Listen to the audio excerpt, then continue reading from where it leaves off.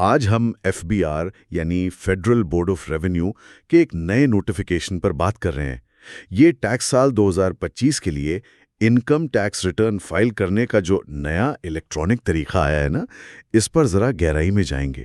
جی بالکل، یہ SRO 1561/1/2025 ہے اور مقصد یہی ہے کہ سمجھیں کہ اس نئے آسان کردہ عمل میں کیا اہم باتیں ہیں اور ٹیکس قوانین میں کیا تبدیلیاں آئی ہیں۔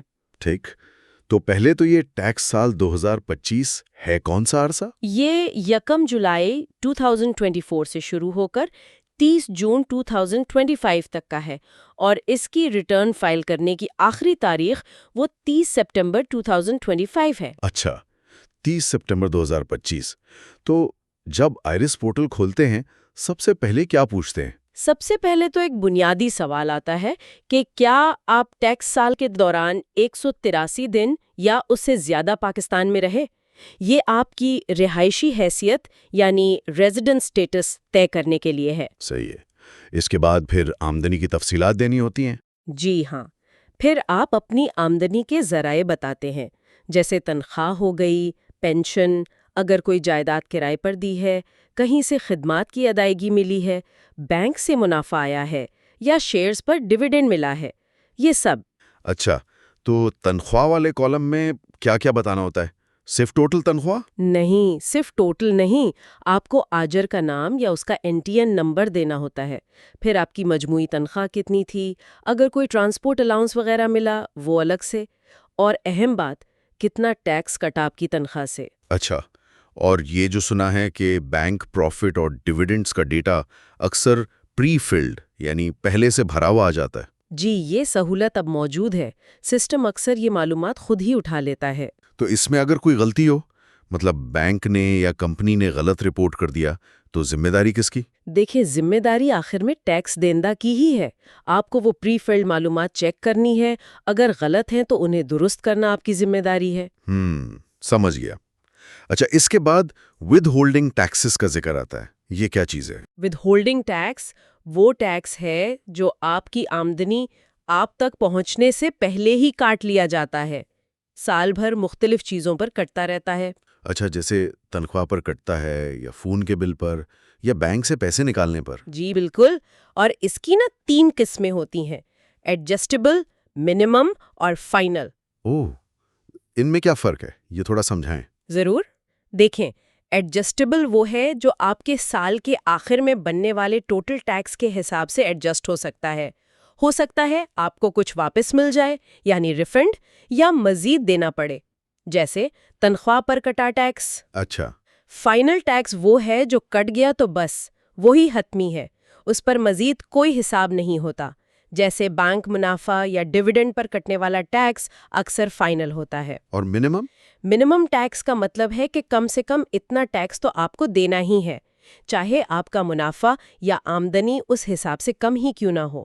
یہ کچھ خاص کاروباری صورتحال میں لاگو ہوتا ہے۔ ٹھیک ٹھیک، یہ تو اہم بات ہے۔ اچھا، پھر ٹیکس میں کچھ چھوٹ یا کمی کے آپشنز بھی ہوتے ہیں، جیسے وہ بچوں کی ٹیوشن فیس کا سنا ہے۔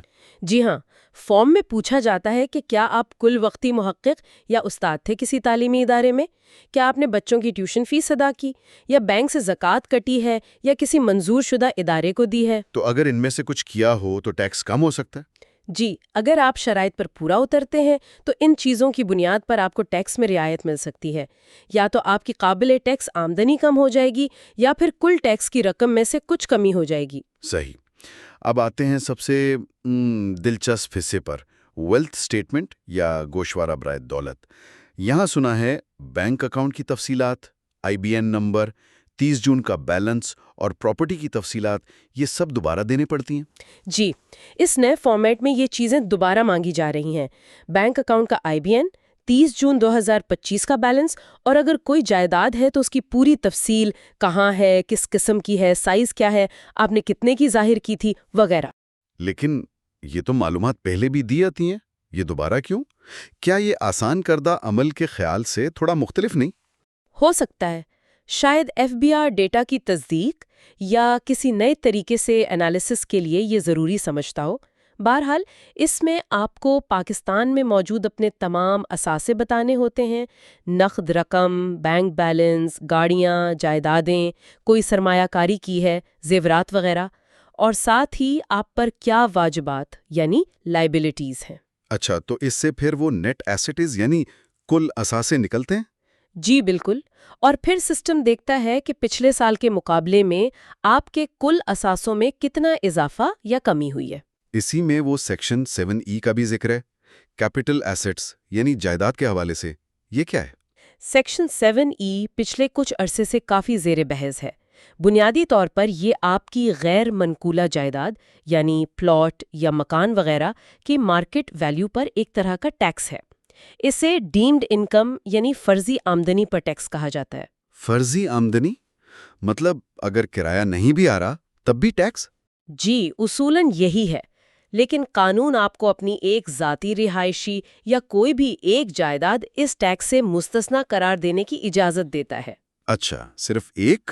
اگر کسی کے پاس ایک سے زیادہ پراپرٹیز ہوں تو پھر انہیں باقی پراپرٹیز کی فیئر مارکیٹ ویلیو FMV بتانی ہوتی ہے اور اس ویلیو کے 1% کے برابر ٹیکس دینا پڑتا ہے۔ FBR کی ویب سائٹ پر ویلیویشن شیٹ کا لنک بھی ہوتا ہے مدد کے لیے۔ یہ تو کافی اہم نکتہ ہے جائیداد رکھنے والوں کے لیے۔ اچھا، اس کے بعد آتی ہے ویلتھ ریکنسلیشن یعنی دولت کا موازنہ۔ یہ اکثر لوگوں کو مشکل لگتا ہے۔ ہاں، یہ تھوڑا سمجھنے والا حصہ ہے۔ اس کا مقصد بس یہ دیکھنا ہے کہ آپ کے اثاثوں میں جو فرق آیا ہے پچھلے سال سے اور جو آپ نے خرچے کیے ہیں وہ آپ کی بتائی ہوئی آمدنی سے ملتے ہیں یا نہیں۔ یعنی آمدنی اور خرچ کا حساب برابر ہونا چاہیے۔ بالکل، فارمولا سابا سا ہے۔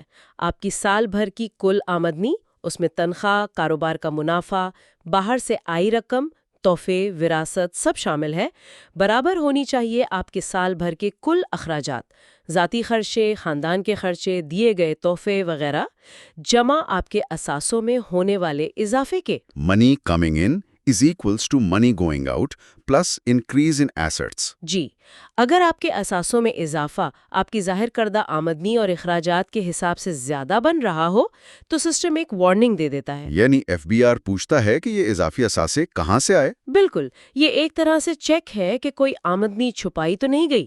اور یہ جو سارا نیا طریقہ کار ہے، اس کو قانونی شکل دینے کے لیے وہ SRO 1561/IS 2025 آیا۔ جی ہاں، یہ نوٹیفیکیشن 18 اگست 2025 کو جاری ہوا اور اس نے انکم ٹیکس رولز 2002 میں ترمیم کر کے یہ نیا حصہ I-Z یعنی یہ آسان کردہ ریٹرن فارم شامل کیا، اور یہ ٹیکس سال 2025 یعنی موجودہ سال سے لاگو ہے۔ تو جو لوگ اس نوٹیفیکیشن سے پہلے پرانے طریقے سے فائل کر چکے تھے، ان کا کیا؟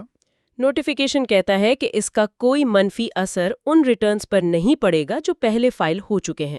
چلیں، یہ تو بہتر ہے۔ اچھا، آخر میں کیا ہوتا ہے؟ آخر میں ایک خلاصہ سمری آتی ہے، آپ کی کل آمدنی، آپ نے کتنا ٹیکس پہلے سے دے دیا ہے ود ہولڈنگ وغیرہ، اور اب مزید کتنا دینا ہے یا کتنا واپس ملے گا۔ پھر وہ تصدیق والا مرحلہ آتا ہوگا، کوڈ وغیرہ؟ جی، آپ کے رجسٹرڈ موبائل نمبر اور ای میل پر ایک 6 ہندسوں کا کوڈ آتا ہے، وہ آپ کو سسٹم میں ڈالنا ہوتا ہے۔ اور کوڈ ڈالنے کے بعد بس ریٹرن جمع ہو جاتا ہے، سسٹم تصدیق کا پیغام دکھاتا ہے، ٹیکس سال اور وقت بتاتا ہے۔ کبھی کبھی اگر ریفنڈ بن رہا ہو تو ممکنہ ریفنڈ کی رقم اور بینک اکاؤنٹ کا بھی اشارہ دے دیتا ہے، جیسے مثال میں تھا کہ 3000 روپے حبیب میٹروپولیٹن بینک میں۔ اچھا، اور پھر آپ اپنی ریٹرن کی کاپی PDF میں ڈاؤن لوڈ کر سکتے ہیں؟ جی بالکل، ڈاؤن لوڈ کا آپشن ہوتا ہے یا آپ اپنے ڈیش بورڈ پر واپس جا سکتے ہیں۔